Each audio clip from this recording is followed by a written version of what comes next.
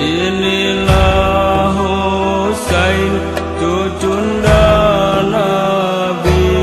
Selain Husain tiada lagi.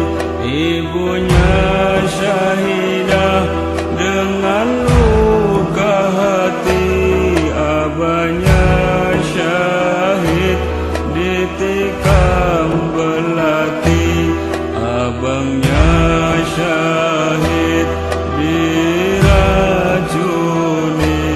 Kini Al-Husain seorang diri.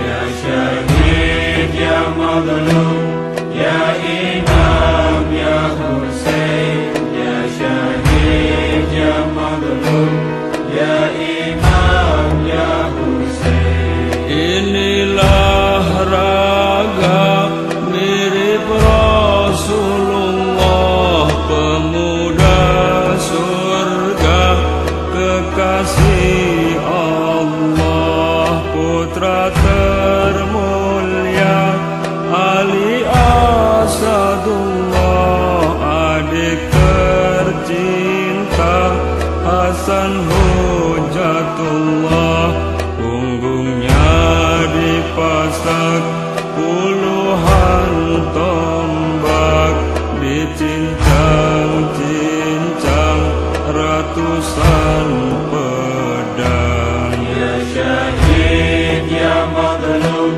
ya imam, ya Husain. Ya syahid, ya mazlum, ya imam, ya Husain. Tubuh yang sering dipeluk Rasul, putra kesayangan Ummal Batul. Belahan jiwa kini tergeletak tanpa kepala, tubuh berserak, tak dikafani, tak disolati, tak dimandikan, tak dikuburkan. Ya syahid, ya mazlum, ya imam, ya Husain. Ya syahid, ya mazlum, ya imam, ya Husain. Biarkan diri kami menebus darahmu, biarkan jiwa kami menebus jiwamu. Semoga hidup kami bagai hidupmu, semoga mati kami bagai matimu, semoga bangkit kami bagai bangkitmu. Kumpulkanlah kami bersama syiahmu. Ya syahid, ya mazlum, ya imam, ya Husain. Ya syahid, ya mazlum, ya imam, ya Husain. Ya syahid, ya mazlum, ya imam, ya Husain. Ya syahid, ya mazlum, ya imam, ya Husain.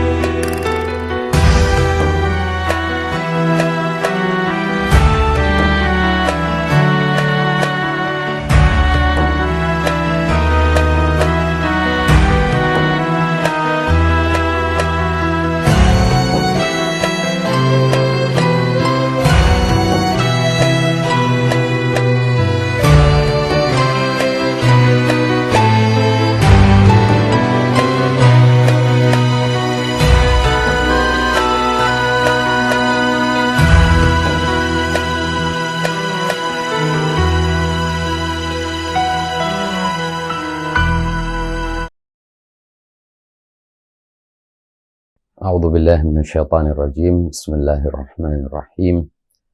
الحمد لله الذي لا إله إلا هو خالق السماوات العلى والأراضين السفلى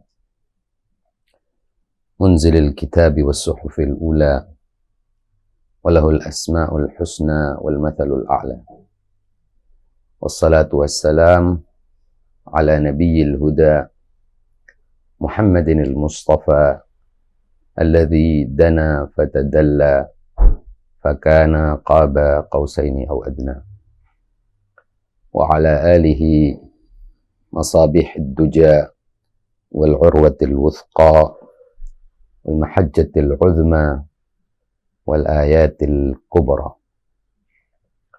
ورضي الله عن الصحابة الكرام أولي الرشد وأولي النهى أما بعد السلام عليك يا أبا عبد الله وعلى الأرواح التي حلت بفنائك سلام الله تعالى عليكم منا جميعا ما بقينا وبقي الليل والنهار ولا جعله الله آخر العهد منا لزيارتكم.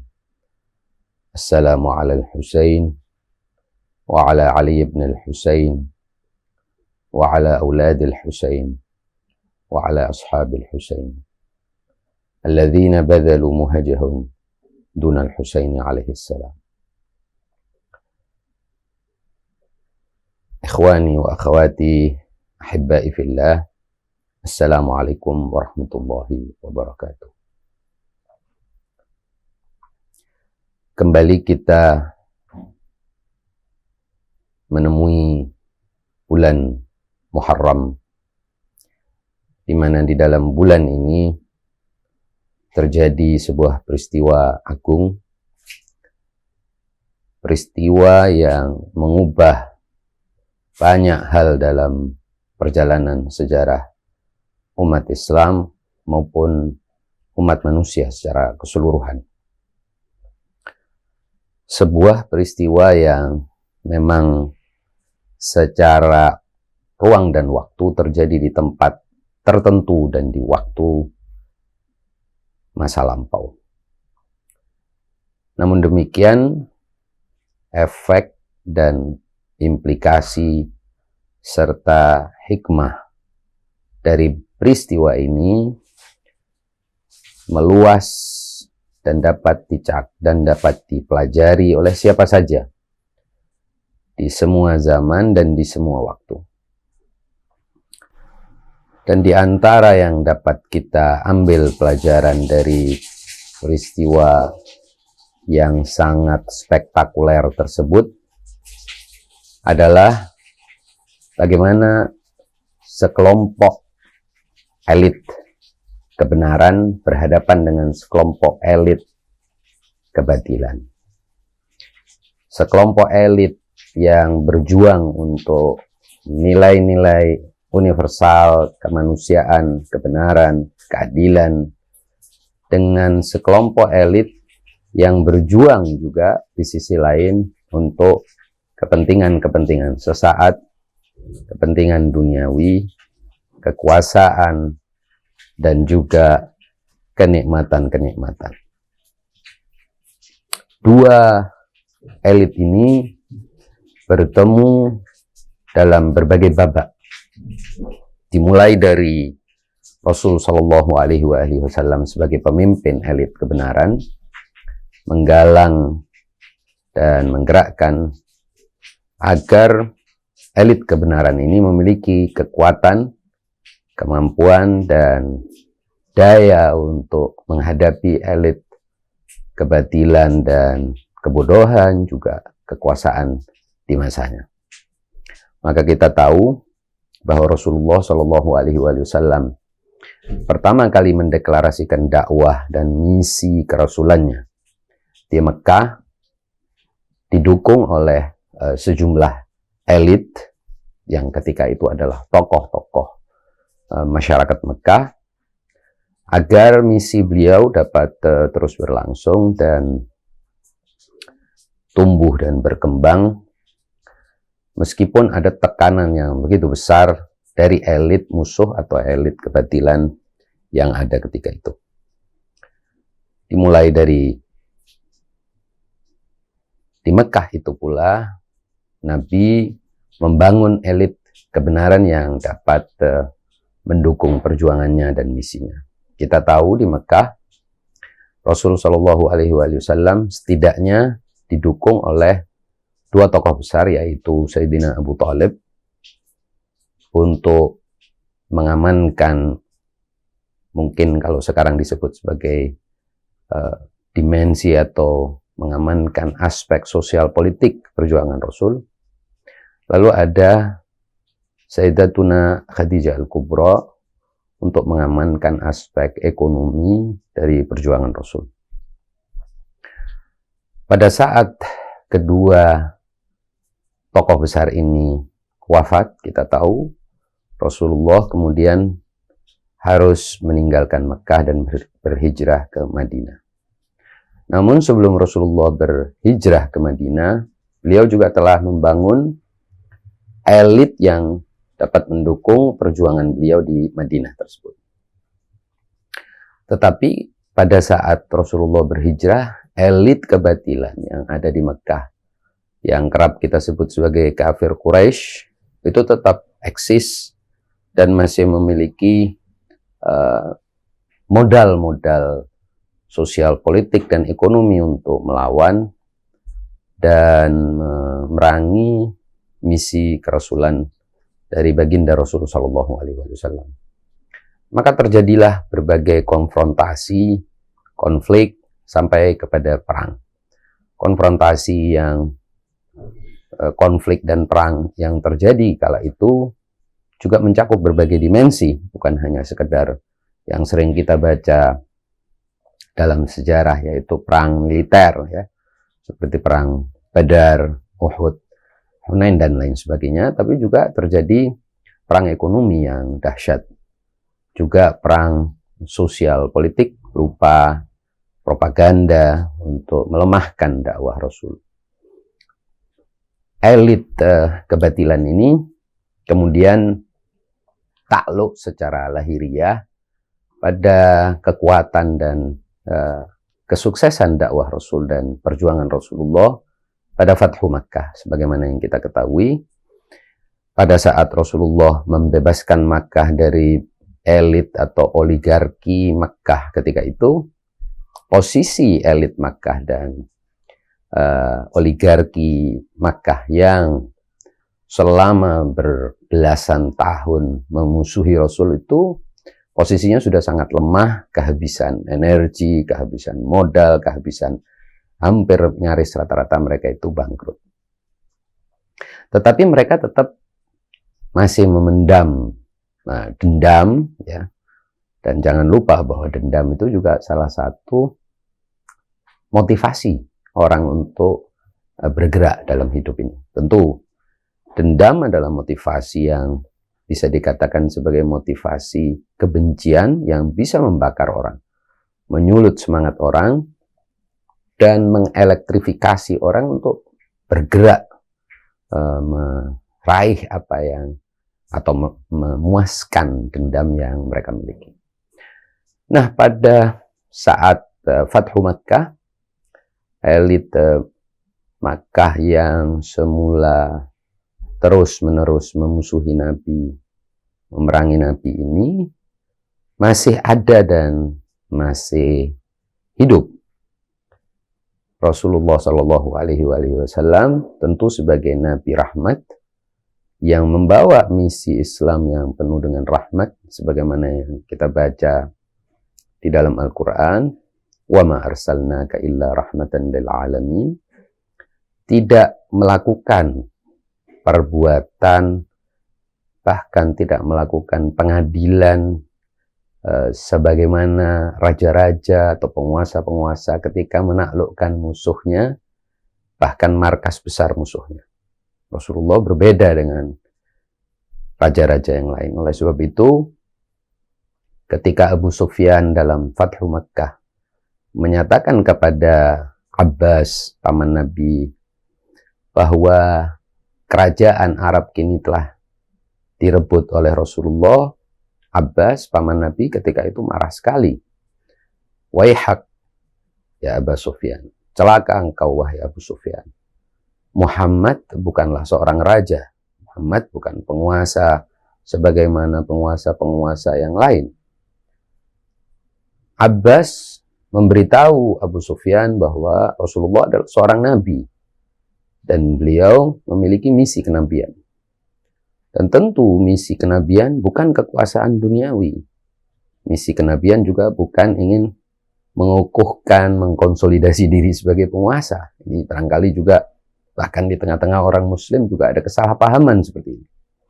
Artinya kriteria kesuksesan kenabian seorang nabi dan kerasulan seorang rasul itu bukan kalau dia menjadi penguasa dan berhasil mendudukkan dirinya di singgasana, bukan. Karena kerasulan, kenabian bukan kerajaan. Bahkan juga kriteria kesuksesannya bukan kalau dia jadi seorang penguasa, duduk di singgasana dan menguasai rakyat dan memerintah. Itu bukan kriteria keberhasilan kenabian seorang nabi dan kerasulan seorang rasul. Sebagaimana yang kita lihat di dalam Al-Quran, kisah para nabi, juga kita tahu bahwa dari 25 nabi yang harus kita kenali, ternyata yang sampai menjadi penguasa di zamannya itu lebih sedikit ketimbang yang tidak jadi penguasa dan tetap dianggap oleh Al-Quran dan oleh Allah Subhanahu wa Ta'ala sebagai nabi-nabi ulul azmi, yaitu nabi-nabi dengan kedudukan yang tinggi. Seperti sebutlah misalnya Nabi Ibrahim, meskipun beliau berhasil dalam tanda petik mengalahkan Namrud sebagai kaisar atau raja terbesar di zamannya, di wilayah Babilonia atau yang sekarang disebut dengan Irak itu, Nabi Ibrahim tidak lantas merebut kursi kekuasaan tersebut. Karena memang misi kenabian bukanlah kekuasaan.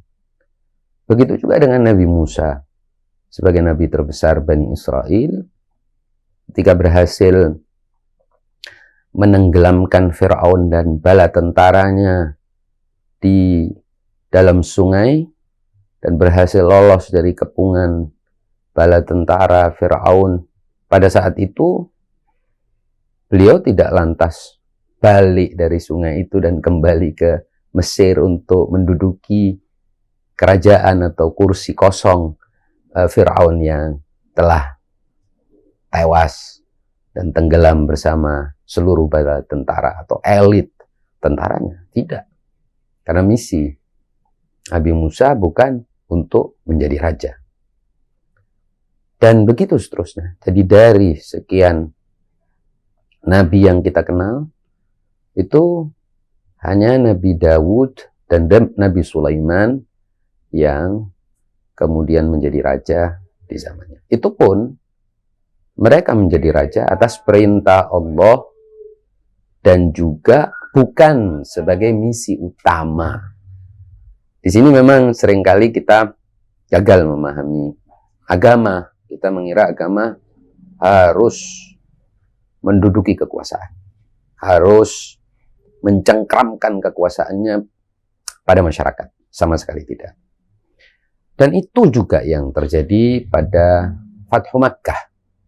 Jadi pada saat Rasulullah telah berhasil membebaskan Makkah dari cengkraman elit Makkah dan oligarki Makkah yang lazim disebut sebagai kafir Quraisy, Nabi tidak kemudian memenggal mereka, mengeksekusi mati mereka, atau bahkan mengadili mereka dan memenjarakan sebagian mereka, merampas harta-harta, sisa-sisa harta mereka, dan seterusnya. Tidak. Nabi bahkan dalam sejarah disebutkan menghadapi elit Makkah ketika itu, Nabi mengatakan kepada elit Makkah bahwa kalian tidak ada celaan di hadapanku. Dalam riwayat disebutkan bahwa Nabi mengatakan, aku lebih baik daripada Yusuf yang membebaskan saudara-saudaranya dari konsekuensi perbuatan dan konspirasi mereka untuk membunuh Yusuf, aku lebih baik dari Yusuf. Maka aku tidak akan mencela kalian. Dan mengutip ayat Al-Quran, la tathriba alaikumul yaum, tidak ada celaan bagi kalian semua, yaghfirullahu lakum, Allah telah memaafkan kalian. Artinya, apa yang oleh sebagian orang disebut sebagai penaklukan Mekah itu sebetulnya bukan penaklukan. Dan istilah fatah dalam bahasa Arab memang tidak mengindikasikan adanya penaklukan atau katakanlah penjatuhan kekuasaan di Mekah. Tidak. Nah, hanya saja apa yang terjadi setelah Fathu Makkah menyebabkan elit musuh itu bercampur dengan masyarakat Muslim yang pada saat itu telah dibina oleh Rasulullah di Madinah. Sehingga elit musuh ini tadi bisa dikatakan mulai memiliki kebebasan mengakses umat dan bercampur dengan umat. Meski para ahli sejarah menyebut sebagian mereka sebagai tulaqa, yaitu orang-orang yang dibebaskan dari berbagai konsekuensi hukum perbuatan mereka, yang pada saat itu juga kalau kita pakai bahasa sekarang, ya banyak yang telah melakukan kejahatan perang, tetapi Nabi tidak melakukan balasan, karena seperti tadi saya katakan, misi kenabian bukanlah misi politik dan kekuasaan.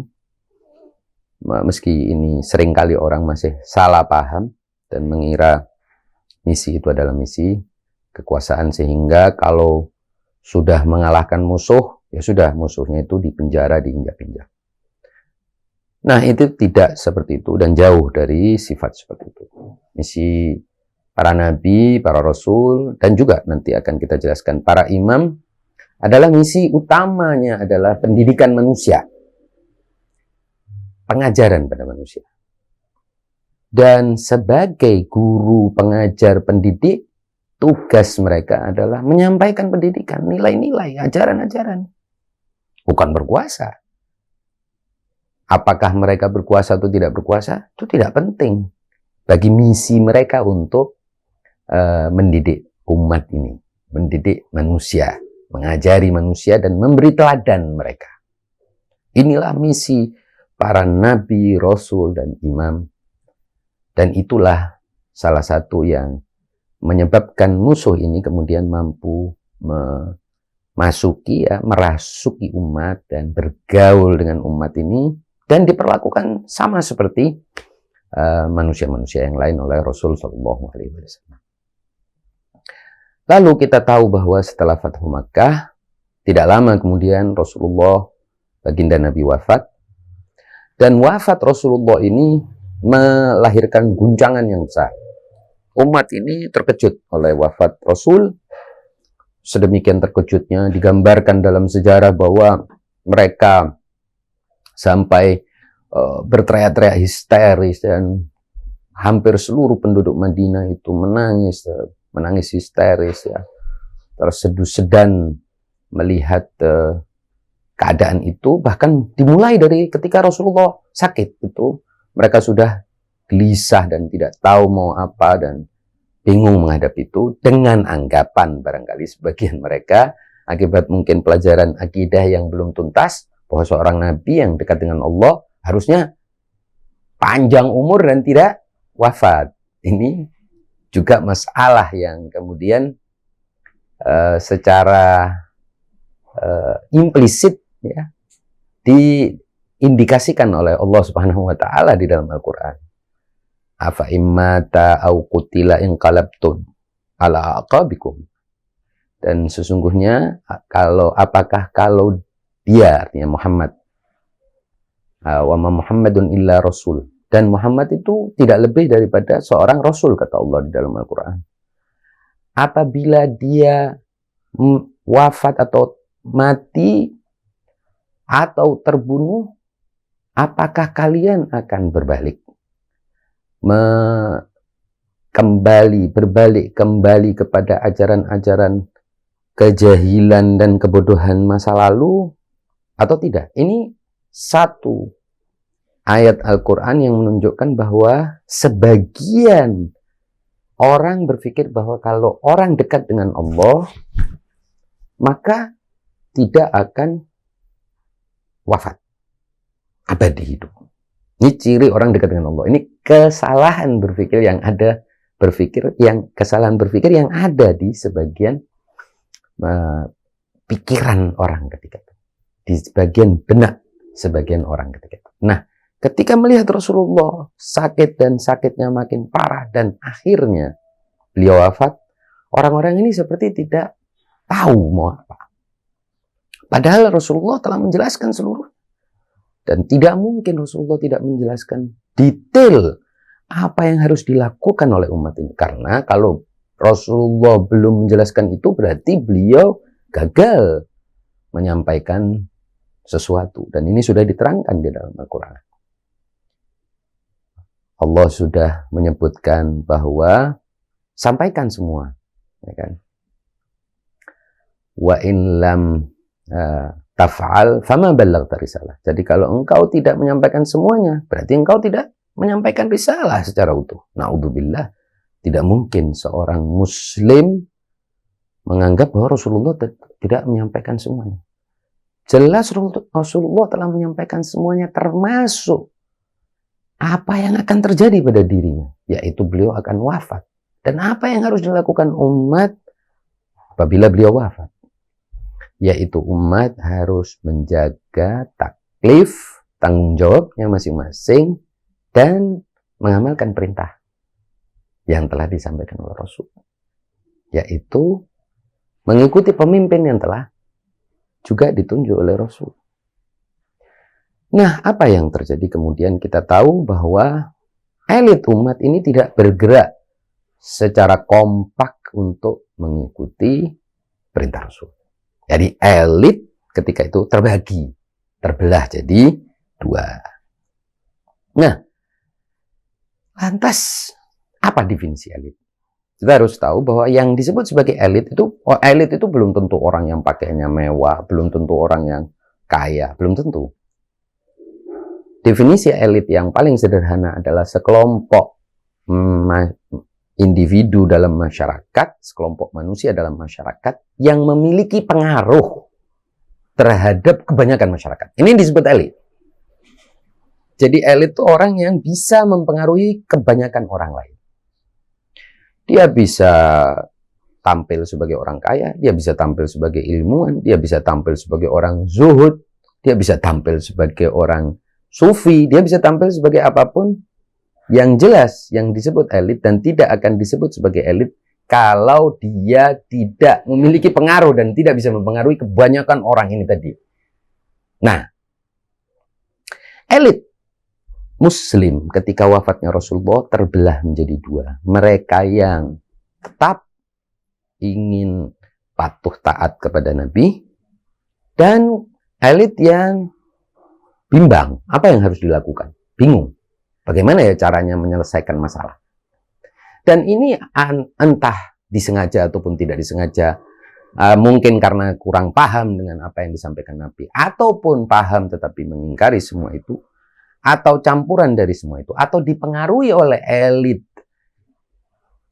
yang belakangan baru masuk ke tubuh umat, yaitu elit Mekah yang disebut sebagai tulaqah, mereka yang dibebaskan Nabi dari segala tanggung jawab hukuman, meskipun kelompok ini telah memerangi Nabi selama belasan tahun. Entah apa sebabnya, atau bukan tempatnya di sini kita mengkaji satu demi satu. Yang jelas ketika itu menghadapi keterbelahan umat, pecah dalam dua golongan. Golongan yang mengatakan bahwa Nabi telah tuntas menjelaskan semuanya dan perintah tentang siapa pemimpinnya sudah dijelaskan, sudah disampaikan Nabi. Dan sebagian yang mengatakan tidak, Nabi tidak punya keputusan tentang apa yang harus dilakukan umat pasca wafatnya Rasul. Ala kulli hal, kita tidak perlu kembali ke situ. Yang jelas, kita mau memaknai peristiwa Asyura. Peristiwa Asyura terjadi karena kembali elit di Kufah yang disebut sebagai Syiah ini juga terbelah lagi. Jadi kita tidak bisa bilang, oh yang terbelah itu yang bukan Syiah. Salah. Kita tidak boleh meludahi muka kita sendiri. Yang terbelah di Kufah ketika itu adalah Syiah yang minimal dalam sejarah disebut sebagai Syiah Ali. Mereka bingung mau apa menghadapi gerakan dari Imam Hussein, imamnya ini tadi. Kalau imamnya sudah jelas, seperti misi kenabian, misi imam, atau misi imamah adalah mengajari umat, memberikan teladan kepada umat, dan menunjukkan kepada umat, menghadapi masalah itu begini caranya, menghadapi satu situasi itu begini caranya, menghadapi musuh itu seperti ini caranya. Oleh sebab itu beliau dengan gagah, berani, dan tidak memiliki keraguan sedikit pun meskipun telah dirayu untuk tetap tinggal di Madinah, beliau keluar dari Madinah, bergerak untuk menuju ke Mekah. Dan juga ketika di Mekah, dirayu untuk tinggal di Mekah, beliau tetap bergerak menuju kepada misinya untuk menyambut panggilan umat yang ada di Kufah.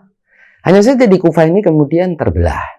Posisi elit Syiah ketika itu terbelah dan mengalami disorientasi. Mau apa ya menghadapi gerakan Imam Hussein ini?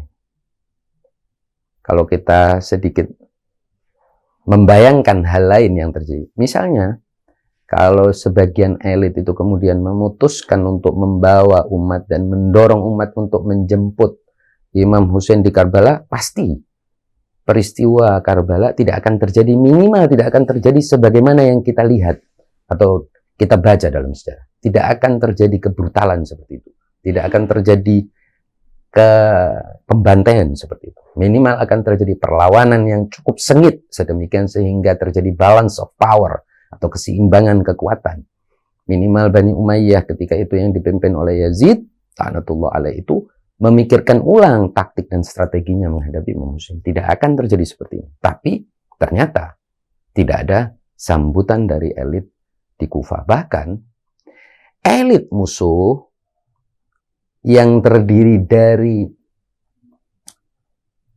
Ubaidillah ibn Ziyad yang sebetulnya bukan penduduk asli Kufah. Dan ini kita masuk kepada kontroversi apakah penduduk Kufah ketika itu mayoritasnya memang orang Kufah atau campuran atau susupan. Terlepas dari kontroversi itu, yang jelas ahli-ahli sejarah menyatakan bahwa penduduk Kufah yang semula berbaiat kepada Imam Hussein melalui Muslim ibn Aqil, di detik-detik menjelang peristiwa Asyura, mereka bubar. Baiatnya kocar-kacir. Dan Ubaidillah bin Ziyad yang datang di awal Dzulhijjah mampu membalikkan keadaan yang sudah semula solid mendukung keadaan penduduk Kufah yang dalam jumlah ribuan solid mendukung Imam Hussein, berbalik menjadi kocar-kacir dan kehilangan pegangan atau kehilangan kata mufakat. Jadi Ubaidillah bin Ziyad dengan segelintir orang yang bersamanya itu, yang itu kita sebut sebagai elit musuh, justru berhasil membalik-balikkan, membolak-balik keadaan, menjungkir-balikkan peta atau permainan, dan mengubah peta Kufah menjadi musuh dari Imam Hussein, atau minimal berhasil mempasifikasi, ya, membuat lumpuh kelompok yang hendak mendukung Imam Hussein dan rakyat yang ketika itu hendak mendukung Imam Hussein, lumpuh dan tidak mampu bergerak ke Karbala menjemput Imam Hussein dan bersama Imam Hussein dalam suatu misi yang sangat besar, yaitu misi perlawanan terhadap kezaliman yang dilakukan oleh Imam Hussein. Dan itulah mengapa kemudian kita melihat misi Imam Hussein tetap berjalan. Imam Hussein seperti juga Imam Ali, seperti Imam Hasan, Imam Ali, Rasulullah, Sayyidah Fatimah, Sayyidah Khadijah, dan nabi-nabi sebelum Rasul, semuanya tidak pernah gagal menjalankan tugasnya. Tidak pernah sedikit pun maju mundur menjalankan misinya. Tidak mungkin. Hanya saja umat nggak belajar, belum sampai kepada tingkat paham apa yang harus dilakukan. Sibuk sendiri dengan urusannya, sibuk sendiri dengan berpikir untuk bagaimana keputusan apa yang mesti dilakukan, respon apa yang mesti kita berikan terhadap gerakan dari Imam Husain. Sehingga kita melihat hasil akhirnya adalah orang-orang yang bersama Imam Husain sangat sedikit dan nyaris semuanya terbunuh kecuali sedikit dari mereka yang selamat. Itu artinya elit umat, termasuk elit Syiah ketika itu, elit penduduk Kufah ketika itu, tidak berhasil merumuskan respons terhadap gerakan Imam Husain.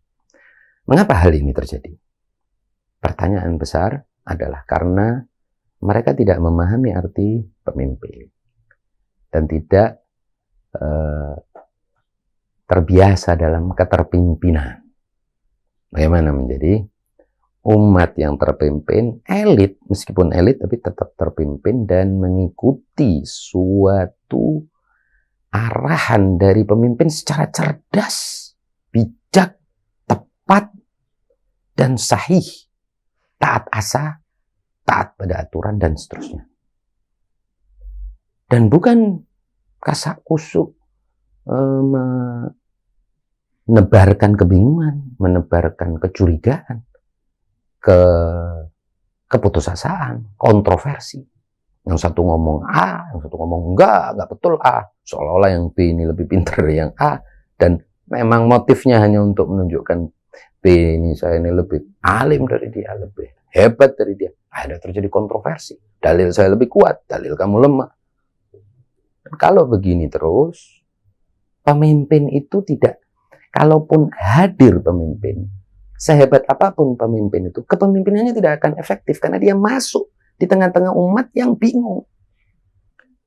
Jadi pemimpin yang menghadapi umat yang kisruh, gaduh, penuh kontroversi, penuh cekcok, dan banyak cincong istilahnya, umat yang banyak cincong. Begitu juga elit yang banyak cincong, penuh cekcok, gaduh, dan mau menonjolkan dirinya, saya, dan lain sebagainya. Pemimpin siapapun, maksum atau bukan maksum, bahkan yang maksum, memimpin elit seperti ini dan umat seperti itu, yang di bawah naungan atau pengaruh elit seperti ini, tidak akan efektif.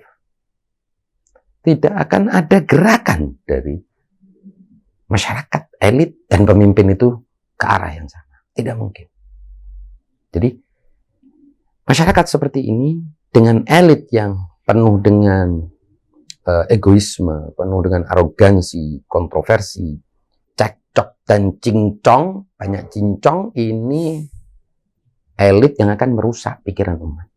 Dan terbukti dalam sejarah terus-menerus. Bukan hanya di era Imam Husain, di era sebelumnya, di era setelahnya, dan hingga era kegaiban sekarang. Ini artinya elit itu punya tanggung jawab, masyarakat punya tanggung jawab, dan imam punya tanggung jawab.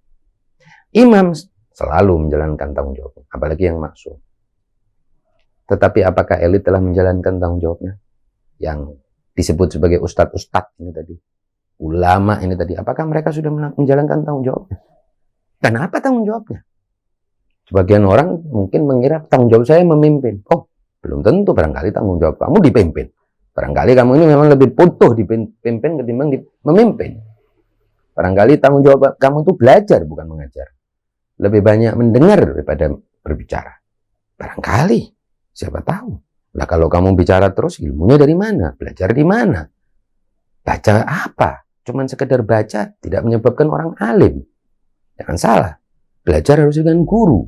Belajar harus dengan standar yang diakui oleh orang bahwa itu belajar. Tidak bisa orang bilang, saya hari ini memutuskan untuk jadi dokter. Loh, Pak, dari mana kamu bisa jadi dokter? Nggak ada, saya kebetulan mimpi, bangun tidur, saya jadi dokter. Orang akan tertawa dengan orang seperti ini. Tapi apakah orang seperti ini nih tidak ada di tengah-tengah kita? Yang mengatasnamakan bicara agama, mengatasnamakan bicara sebagai guru agama. Ini orang begitu banyak di tengah-tengah kita orang yang mendadak jadi guru. Jadi katanya Gusmus, mendadak dakwah, mendadak dai, ini banyak sekali di sekitar kita. Sehingga umat jadi bingung.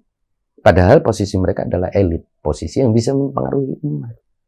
Nah, kalau orang-orang yang serba mendadak ini tadi datang di tengah-tengah umat, baik di dalam internal masyarakat Syiah maupun di luar, di umat kebanyakan, ini akibatnya umat tidak akan tuntas dan tidak akan bisa lepas dari kebingungan, cekcok, kontroversi, dan pada akhirnya lumpuh dan tidak bisa bergerak.